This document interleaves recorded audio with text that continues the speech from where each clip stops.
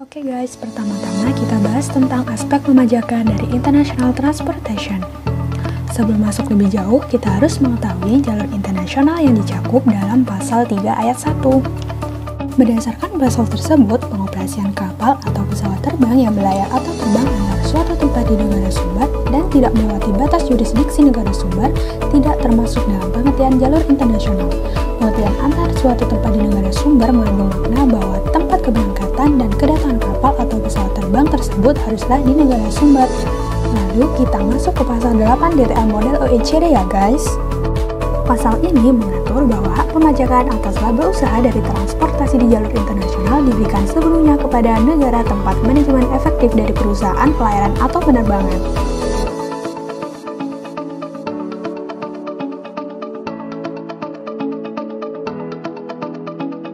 Sedangkan UN model memiliki dua alternatif ketentuan pemajakan. Alternatif 1, mengadopsi sepenuhnya ketentuan dalam OECD model. Dalam alternatif 2, negara sumber juga memiliki hak pemajakan apabila kegiatan pelayaran dilakukan secara teratur di negara sumber. Selanjutnya ya guys, perlu diketahui cakupan laba usaha dari kegiatan pelayaran dan penerbangan di jalur internasional dalam pasal 8 OECD model tidak hanya terbatas pada kegiatan yang langsung berhubungan dengan pengangkutan orang dan barang, akan tetapi juga mencakup laba yang diperoleh dari berbagai kegiatan lain yang berhubungan langsung maupun tidak langsung dengan operasional transportasi sepanjang kegiatan tersebut bersifat menunjang. Aturan domestik PPH Pasal 15.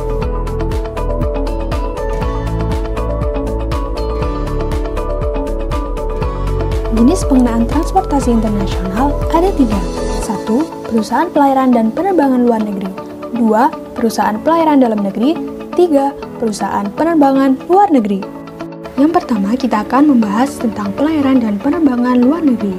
PPH terutangnya adalah 2,64% dari paya dalam bruto, yaitu semua nilai atau imbalan dari pengangkutan orang dan atau barang yang dibawa dari satu pelabuhan ke pelabuhan lain di Indonesia maupun dari Indonesia ke luar negeri.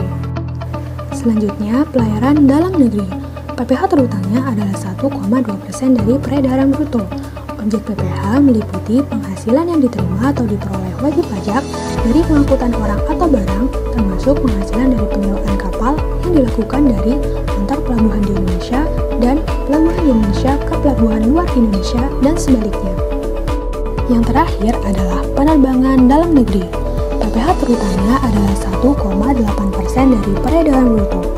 Peredaran bruto berasal dari perjanjian charter dari pengangkutan barang dan atau orang yang dimuat antar pelabuhan di Indonesia atau pelabuhan Indonesia ke luar negeri. Nah, itu semua akan disetor maksimal tanggal 10 bulan berikutnya dan dilaporkan maksimal tanggal 20 bulan berikutnya. Contoh kasus. Ilustrasi aktivitas pelayaran.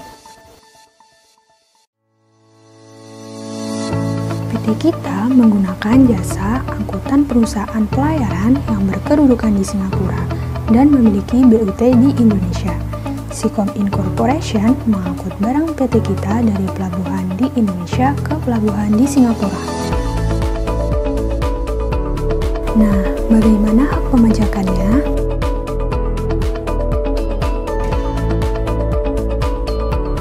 Menurut pasal 8 ayat 2 P3B Indonesia dan Singapura, atas penghasilan yang diperoleh oleh suatu perusahaan negara mitra P3B dari pengoperasian kapal-kapal dalam jalur lalu lintas internasional dapat dikenakan pajak di negara mitra P3B lainnya, tetapi pajak yang dikenakan tersebut akan dikurangi sebesar 50%. Sementara itu, pasal 3 ayat 1 huruf H P3B Indonesia dan Singapura membahas mengenai pengertian jalur internasional.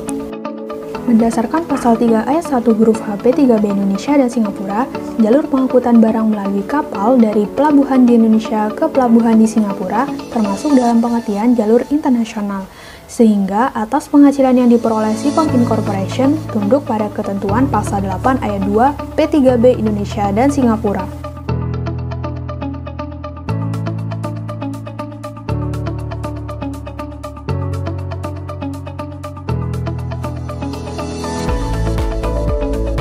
Berdasarkan pasal 8 ayat 2, Indonesia memiliki hak pemajakan atas penghasilan yang diterima oleh Sikom Incorporation.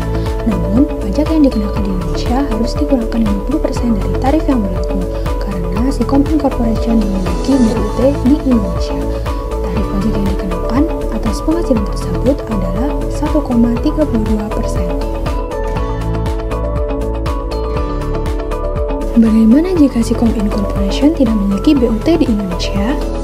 Oleh karena kegiatan pelayaran dilakukan di jalur internasional dan pasal 8 ayat 2 P3B Indonesia Singapura memberikan hak pemajakan kepada Indonesia, pengenaan pajak penghasilan atas penghasilan Sikom Incorporation tunduk pada pasal 26 Undang-Undang PPH dengan tarif pajak yang dikenakan adalah sebesar 10%. Bagaimana jika bukan jalur internasional? Yaitu Sikom Incorporation memiliki BUT di Indonesia, tetapi melakukan pengangkutan barang antar pelabuhan di Indonesia. Dalam hal ini, ketentuan pajak yang berlaku adalah KMK 417.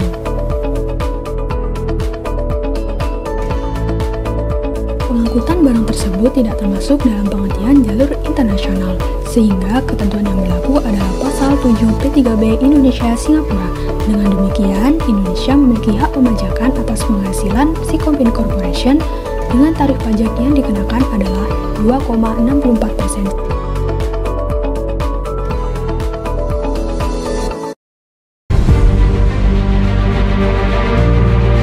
TakeTones.com